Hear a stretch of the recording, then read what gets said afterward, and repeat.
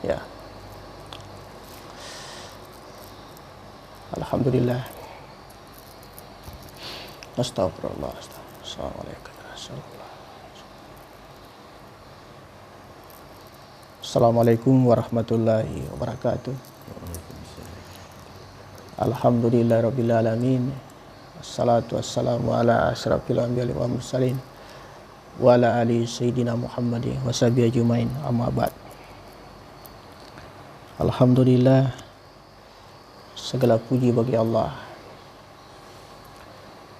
yang selalu menumpahkan rahmat, hidayat kepada kita, kepada semua makhluknya dan seluruh alam ini. Dan pada malam hari ini kembali lagi di konten ini Puan Dipandring dalam pengobatan dan perisi Puan Dipandring akan saya bercerita sedikit tentang pengalaman-pengalaman apa yang kemarin-kemarin yang sering saya alami dalam pengobatan ini. Namun tak lupa kita berselawat kepada Nabiullah Muhammad sallallahu alaihi wasallam sebagai nabi pembawa suri tauladan bagi kita semua.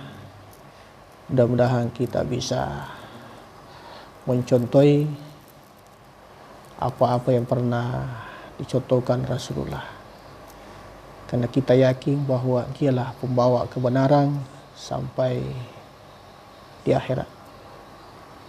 Amin. Allahumma salli ala sayyidina Muhammadin wa ala ali sayyidina Muhammad. Allahumma salli ala sayyidina Muhammadin wa ala ali sayyidina Muhammad. Mudah-mudahan kita semua dan teman-teman sahabat di luar saudara-saudara kami mendapat syafaat dari Rasulullah SAW lahir batin dan selalu menyertai kita di mana saja kita berada. Baik, saya akan bercerita sedikit tentang pengalaman dalam pengobatan ini, karena ada beberapa teman-teman kita, saudara-saudara kita yang bertanya bagaimanakah pengalaman Puan dalam pengobatan ini. Ya, kalau pengalaman yang saya alami dalam pengobatan ini, ya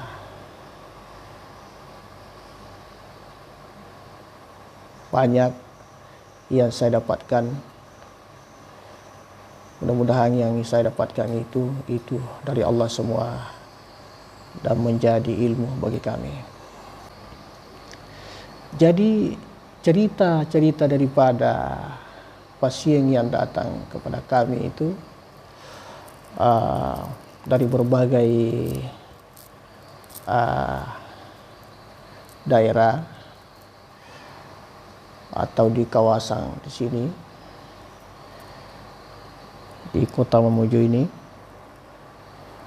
atau ada dari luar daerah. Katanya ada pasien yang mengatakan dia sudah ke sana kemari ke dukun ya, namanya orang sakit ya, dia berusaha cari orang-orang yang bisa mengobati, namun dia pergi itu adalah dukun. Dan berapa dukun katanya dia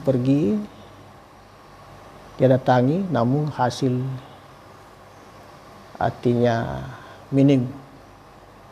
Hanya barangkali coba-coba buka HP cari pengobatan, maka muncullah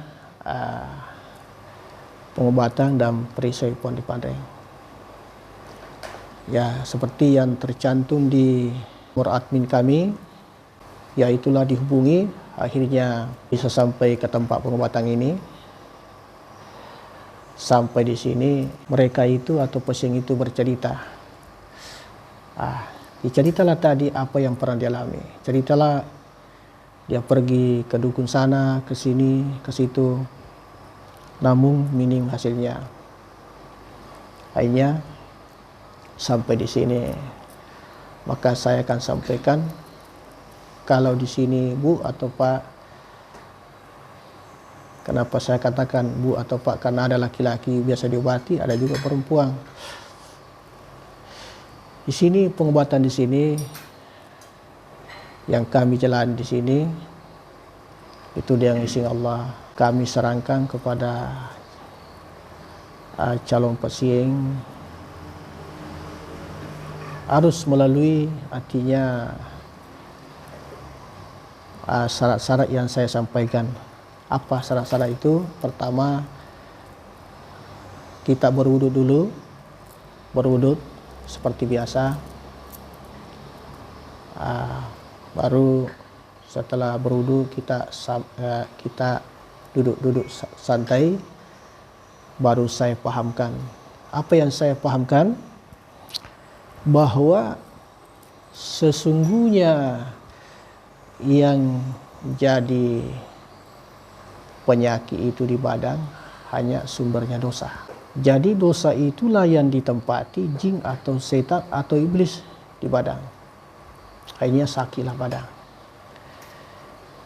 Jadi kemudian nanti calon pasien ini saya minta supaya kalau bisa Pak, Bu, kita akui saja kesalahan kita kepada Allah. Apa-apa yang pernah kita lakukan, apa-apa yang pernah kita perbuat memang dilarang oleh agama, maka akuilah kesalahan itu kepada Allah dengan beristighfar. Mudah-mudahan dengan istighfar itu yang betul-betul ikhlas, insya Allah kita diampuni oleh Allah, maka penyakit itu insya Allah dilepaskan oleh Allah. Karena sudah diampuni tadi dosa kita punya dosa-dosa, maka tadi itu tempatnya yang tidak baik sudah tidak ada. Insya Allah dengan izin Allah, itu yang tidak baik akan pergi juga.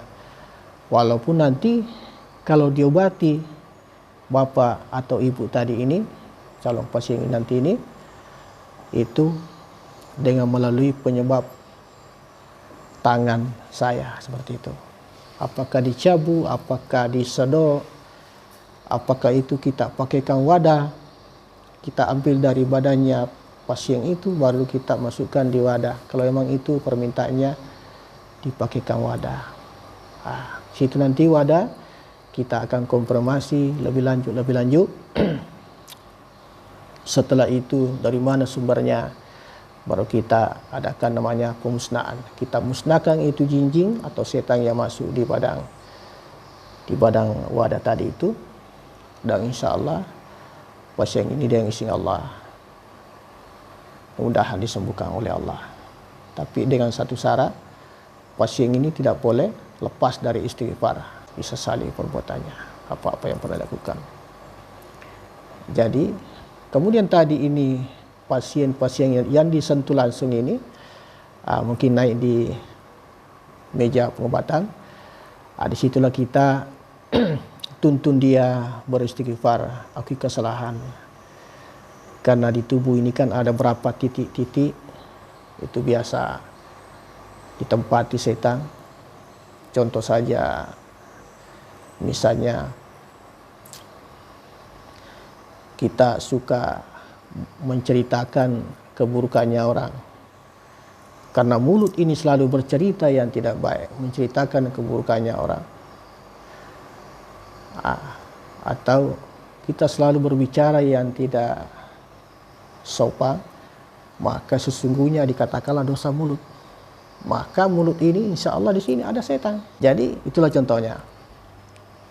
Itu sering seperti itu. Yang kedua misalnya, ini orang suka dia kalau dia dapat informasi di sana atau cerita yang tidak baik di sana, dikasih pindah supaya cerita ini menyebar. Akhirnya terjadilah tadi gosip yang tidak baik. Akhirnya tadi maka dikatakanlah dosa telinga, karena dia mendengar, dia pindahkan ke tempat lain. Akhirnya di telinganya ada setan. Makanya biasa kalau saya sentuh telinganya itu pasien biasa kesakitan. Sesungguhnya bukan dia yang sakit. Itulah tadi yang setan ada di telinganya. Itu salah satu ya. Ya, itulah yang sesungguhnya yang kami alami, dan banyak lagi. Cuma sebatas itu saja yang bisa dicerita. Banyak sekali pengalaman-pengalaman yang dilalui. Awalnya mungkin ada yang datang, kira-kira siapa yang kasih begini saya. Setelah nanti kita cari melalui wadah itu, cari sumber, ternyata dari dosanya sendiri yang menjadi penyakit.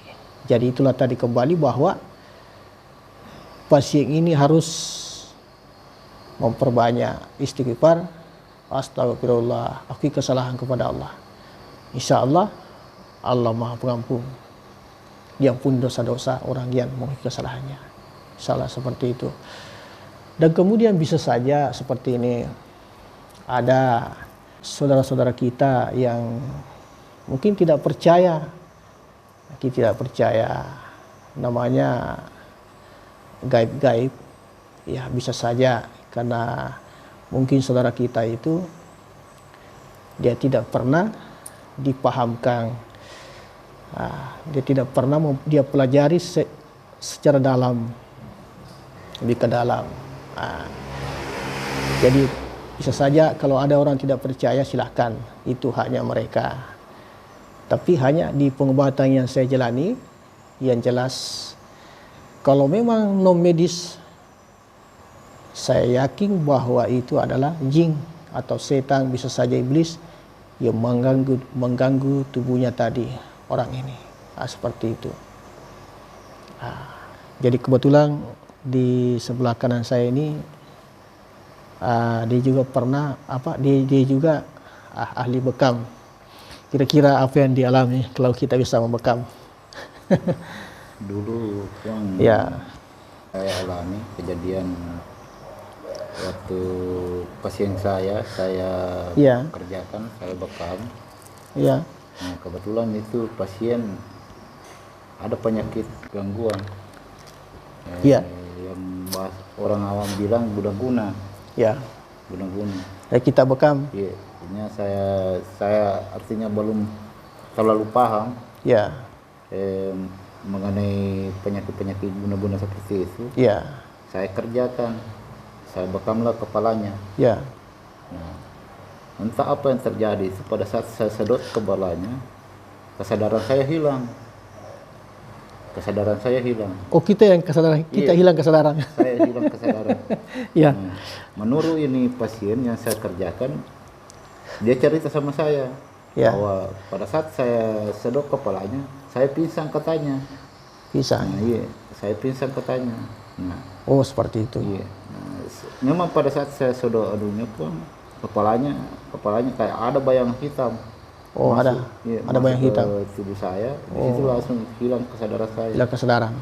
Berarti dimasuki. Ya, seperti itu. Apakah dia marah saya obati atau bagaimana? Iya. Itu kejadiannya. Kejadiannya seperti itu, Berarti mana ada seperti itu? Karena memang ini tidak disengaja. Tidak disengaja. Tapi ada juga orang dibekam. Tidak ada juga begitu, tidak ada. Kalau memang dia tidak ada tidak ada gangguannya, tidak ada. Tidak ada. Biasa saja. Oh iya. Makanya itu pun dianjurkan kemarin yang ajar saya bekam. Memang kita harus tidak lepas. Harus banyak mengingat Allah. Mengingat Allah. Tidak. Karena kenapa? Karena kita tidak pernah tahu. Seperti itu Artinya kan pengalaman yang kita cerita itu, disitulah membuktikan bahwa memang ada namanya gaib. Gaib ada setan atau jin atau iblis, itu kan juga ciptaan Allah. Hanya saja alamnya mereka itu beda. Karena tujuannya hanya menyesatkan manusia atau mengganggu manusia, seperti itu. Jadi kita ambil kesimpulan di sini bahwa sesungguhnya yang namanya makhluk abstrak itu ada gaib ada. Karena Allah juga yang menciptakan gaib. Contoh misalnya, kira-kira kita bisa lihat namanya angin. tidak bisa, tetapi hanya tanda-tanda saja karena pohon-pohon kayu bisa bergoyang, maka itu dikatakan juga gaib. Nah, kita rasakan ada gaib karena angin, karena ini bulu-bulu terasa, oh ada angin. Nah, itu gaib juga, termasuk gaib juga itu. Nah, berarti memang ada gaib. Jadi bahwa penyakit ini memang dua, ada medis, silakan lari bawa ke rumah sakit. Kalau non medis ya memang cari ahlinya. Nah, apakah di ruqyah atau pengobatan seperti yang kami jalani. Mungkin sampai di sini, saudara-saudara, teman-teman, sahabat-sahabat di luar, apabila ada mau berobat yang gangguan jin atau setan, kena guna-guna, santet atau apa saja, hubungi nomor admin kami yang tertera di papan pengobatan kami. Maka insya Allah nanti kita dijawab, kita punya telepon melalui admin. Sampai di sini, mudah-mudahan kita semua keselamatan, perlindungan, utamanya banyak bertobat kepada Allah.